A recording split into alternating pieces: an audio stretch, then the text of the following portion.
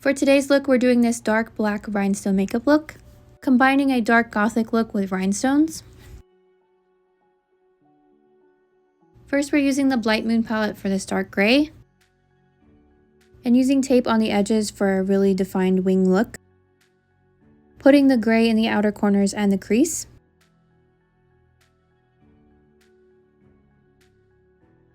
Then using the same palette for the black, putting this on the outer corners, still creating that wing shape, and blending the black into the crease.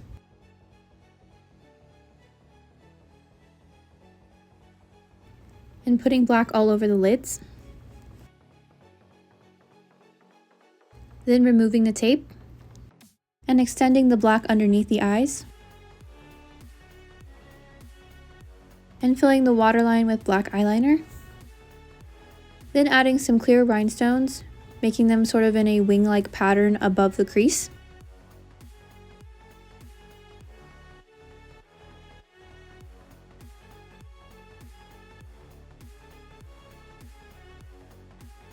And adding one to the inner eye corners.